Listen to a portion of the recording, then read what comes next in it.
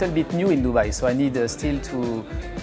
Mesdames, Messieurs, il était l'un des chefs les plus admirés de sa génération. Le prodige révélé par Top Chef, l'élu des maisons de luxe, l'ami des stars. Mais derrière les fourneaux et les flashs, un autre visage se dessine. Celui d'un homme que plusieurs femmes accusent aujourd'hui de violence, de contrôle, de peur. Alexandra Rosenfeld, Miss France, parle d'un coup de tête qui lui a brisé le nez. Lila Salette, actrice, évoque des gifles et une chambre d'hôtel verrouillée. D'autres parlent de cris, d'humiliation, de séquestration. Et lui, il nie, contre-attaque, se retire, puis revient. Alors que s'est-il vraiment passé entre l'homme à la toque et celles qui disent ne plus pouvoir le pardonner? Ce soir, nous vous emmenons dans une histoire de passion, de pouvoir et de silence brisé. Jean Humbert naît le 18 juillet 1981 à L'Haÿ-les-Roses, en région parisienne. Fils d'un médecin et d'une mère passionnée de cuisine, il grandit dans un environnement bourgeois mais discret, où le goût des bonnes choses s'apprend dès l'enfance. Très tôt, il se détourne du chemin classique. Au lieu de suivre des études longues, il choisit la voie de la cuisine et intègre l'Institut Paul Bocuse, aujourd'hui renommé Institut Life, d'où il sort diplômé au début des années 2000. Il se forge une réputation dans les cuisines parisiennes, mais c'est en 2012, à 31 ans, que tout bascule. Il remporte la saison 3 de Top Chef sur M6. Cette victoire propulse le jeune homme dans une autre dimension, celle de la célébrité instantanée. Le public tombe sous le charme de ce cuisinier charismatique, à la coupe de cheveux reconnaissable, au sourire franc. Il devient le chef des people, multiplie les apparitions télé, ouvre des établissements au style branché et collabore avec des marques prestigieuses comme Dior ou Moët & Chandon. Son restaurant L'Acajou, puis plus tard ses projets aux Antilles ou à New York, confirment sa montée fulgurante. En 2021, il succède à Alain Ducasse à la tête des cuisines du Plaza Athénée, un événement qui fait les gros titres. Certains crient au génie, d'autres s'interrogent. Comment ce jeune trentenaire a-t-il pu décrocher l'une des places les plus convoitées de la gastronomie française? Dans la presse, il incarne une nouvelle génération, plus décontractée, plus proche des médias.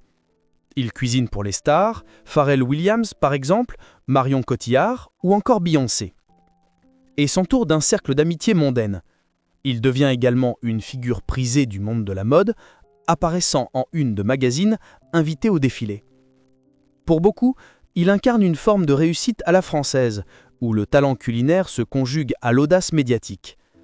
Mais derrière cette réussite, certains proches parlent d'un homme perfectionniste, exigeant, parfois excessif. Un chef passionné, mais aussi instable. Les premières tensions apparaissent avec des collaborateurs, puis des compagnes. Ces relations sentimentales font régulièrement la une. En 2013, il est en couple avec Alexandra Rosenfeld, ex-Miss France. Leur idylle fait rêver. On les voit souriants, unis, complices lors d'événements mondains. En 2015, il est lié à Joséphine Japy, jeune actrice française, relation plus discrète mais observée. Ces romances viennent renforcer l'image du chef star irrésistible. Pourtant, dans l'ombre de ces photos léchées, des voix commencent à s'élever. Des amis s'éloignent, des ex-compagnes disparaissent sans mots. Le vernis commence à se fissurer, lentement. Mais personne à ce moment-là n'imagine encore l'ampleur de ce qui va être révélé. Le vernis, justement, s'est craquelé un jour d'avril 2025. Dans les colonnes du magazine Elle, un article bouleversant paraît. 4 femmes, anonymes, mais toutes anciennes compagnes de Jean Humbert, témoignent à visage couvert. Elles évoquent des épisodes de violence conjugale, de harcèlement psychologique et pour certaines, de séquestration. Ces mots, forts, précis, mettent en lumière un pan totalement ignoré du personnage public. Et très vite, les témoignages se multiplient. Parmi elles, 2 figures publiques prenaient la parole et bouleversent la perception que le grand public avait de ce chef devenu icône. Alexandra Rosenfeld, Miss France 2006, ex-compagne de Jean Humbert entre 2013 et 2014, fait une déclaration glaçante. Elle raconte une scène dans laquelle, selon ses mots, il lui aurait donné un coup de tête en pleine dispute, lui fracturant le nez. Elle évoque aussi des insultes régulières, un climat de mépris, de contrôle et d'humiliation constante. Elle déclare avoir vécu une relation qui détruit l'estime de soi et ajoute avoir gardé le silence pendant des années, par honte, par peur de ne pas être cru. Son témoignage secoue les réseaux sociaux. Certains la soutiennent immédiatement, d'autres défendent Imer, rappelant qu'il n'a jamais été condamné. Puis vient Lila Saleh, actrice française, qui révèle avoir été en couple avec lui entre 2012 et 2013. En août 2025, elle porte plainte formellement pour violence et séquestration. Dans sa déposition, elle raconte avoir été giflée à plusieurs reprises et enfermée dans une chambre d'hôtel durant plusieurs heures sans moyen de communication. Des faits anciens, mais qui, une fois croisés avec d'autres témoignages, tracent un motif inquiétant, celui d'une relation où l'un exerce un pouvoir total sur l'autre, parfois jusqu'à la terreur. Le parquet de Paris ouvre alors une enquête préliminaire. Les journaux titrent « Jean Imer face à la tempête, le chef préféré des stars accusé d'agression ». Imer, de son côté, nie fermement. Il publie un communiqué dans lequel il affirme être victime d'une campagne de dénigrement. Concernant l'incident avec Rosenfeld, il évoque une dispute violente dans laquelle il se serait défendu en situation de déséquilibre. Il affirme également détenir des messages, des preuves que certaines accusatrices auraient eu, selon lui, des comportements agressifs envers lui. Il déclare se retirer temporairement de ses fonctions de chef pour protéger ses équipes et se consacrer à sa défense. Cette déclaration, loin d'apaiser, alimente le débat. Les journaux télévisés, les talk-shows, les émissions culinaires même se divisent. Peut-on encore séparer l'homme de son œuvre? Faut-il suspendre ses partenariats?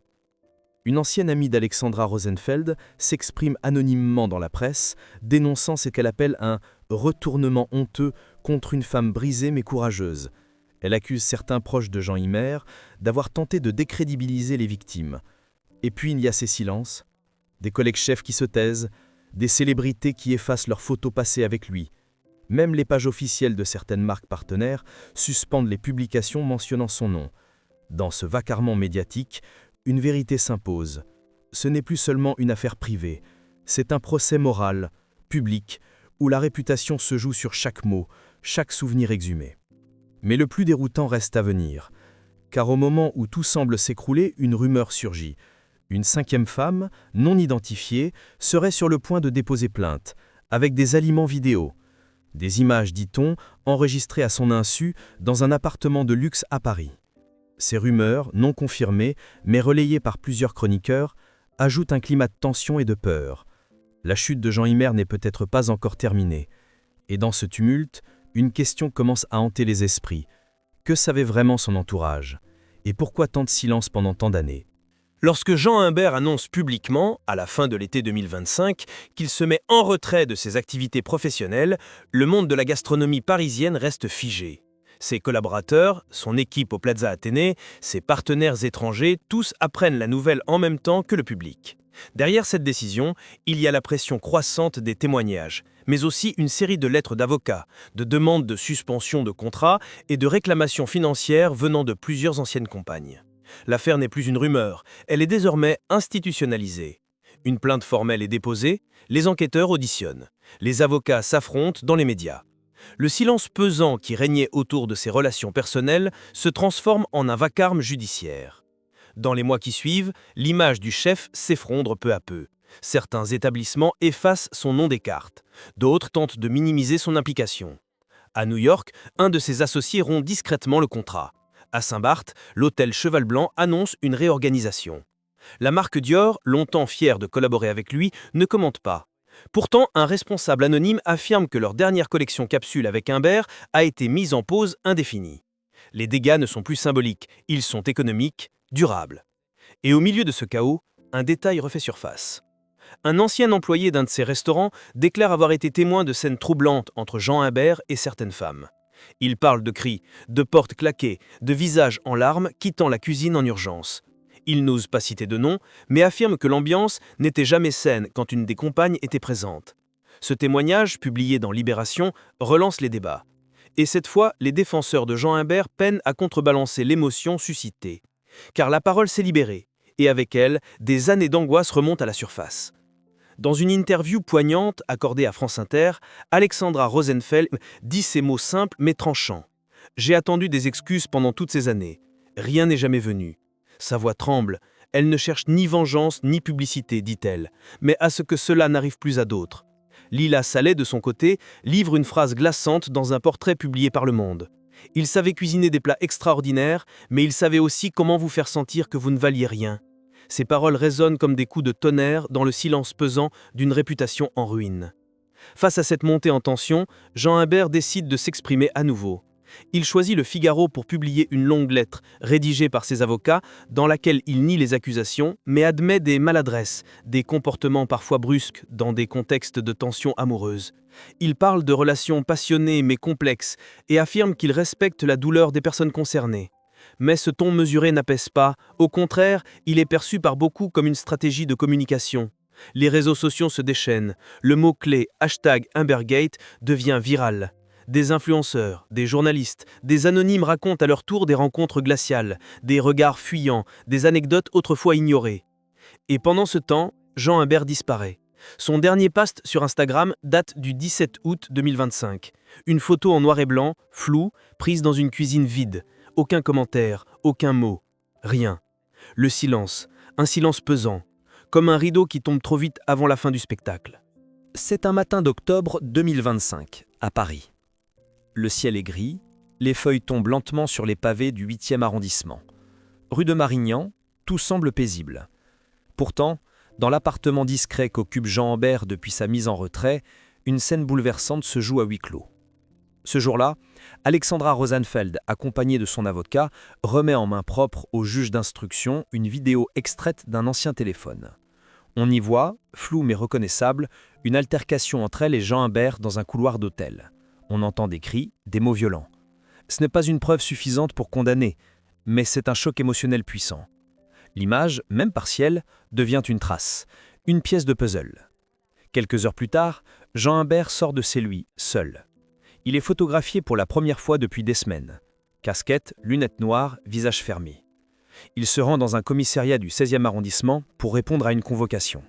À l'intérieur, les policiers lui présentent de nouveaux éléments.